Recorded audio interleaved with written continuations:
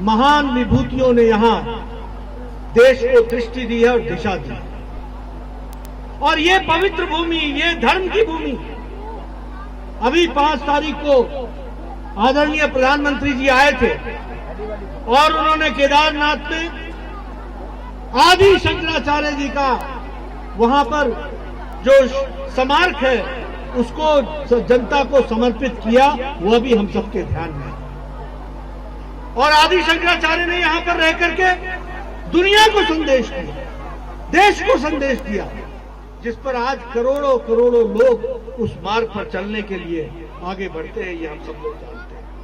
याद कीजिए, जब ये इलाका कटा फटा होगा, दूरगामी होगा, जाने के रास्ते नहीं होंगे, उस समय भी यहां के वीर सपूतों ने देश की रक्षा के लिए अपना जान न्यौछावर किया।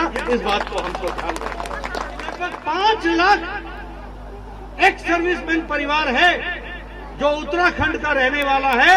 यह देश की वीर भूमि का परिचायक है, इस बात को भी हमको समझना चाहिए।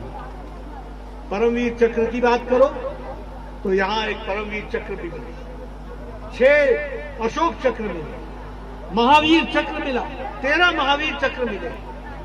आज जो combined chief of defence staff है जनरल विपिन रावत, वह भी उत्तराखंड से। अगर हम बात करें विपिन चंद्र जोशी जी की, चीफ ऑफ आर्मी स्टाफ थे, वो भी उत्तराखंड से थे। और अगर हम देवेंद्र कुमार जोशी जी की बात करें तो वह भी नवल स्टाफ के चीफ थे और वह भी उत्तराखंड की वीर भूमि से संबंध रखते थे। यह हमको ध्यान में रखना चाहिए। मैं गणेश जोशी जी का धन्यवादी हूं, जिन्होंने शहीद सम्मान यात्रा की परिकल्पना की, एक कल्पना की। ये वीरों की भूमि है, इसकी इज्जत होनी चाहिए, इसको ध्यान में रखना चाहिए, यहां के शहादत को ध्यान में रखना चाहिए। और इसलिए आज की तारीख से लेकर के 7 दिसंबर तक यह लगभग जो है 1734 वीर शहीदों के आंगन से मिट्टी उठाकर ये उनको सजो करके और ये सैन्य धाम पर पहुंचाई जाएगी और सैन्य धाम में इस मिट्टी का उपयोग होगा। यह वीर सपूतों की धरती को जोड़ा जाएगा, यह हम जानते हैं। मुझे खुशी है कि गणेश जोशी जी ने इन शहीद परिवारों को ताम्र पत्र देने का निश्चय किया है। यह ताम्र पत्र सिर्फ इस बात को याद दिलाएगा कि किस तरीके से वो शहीद सपूत किसी परिवार के नहीं थे, वो शहीद सपूत पूरे देश के थे और देश के माँ बाप और देश के भाई बहन सभी उनके साथ खड़े हैं, सभी परिवार उनके साथ खड़ा है। इस बात को बताएगा। मित्रों, जैसा कि अभी सम्माननीय मुख्यमंत्री जी चर्चा कर रहे थे, 1 रैंक 1 पेंशन, आप देखिए कांग्रेस का नजरिया क्या है। 1972 से लेकर 2014 तक फौजी भाइयों को बरगलाया गया, गुमराह किया गया, उनकी एक नहीं सुनी गई, बल्कि उनकी शहादत और देशभक्ति का मजाक उड़ाया गया।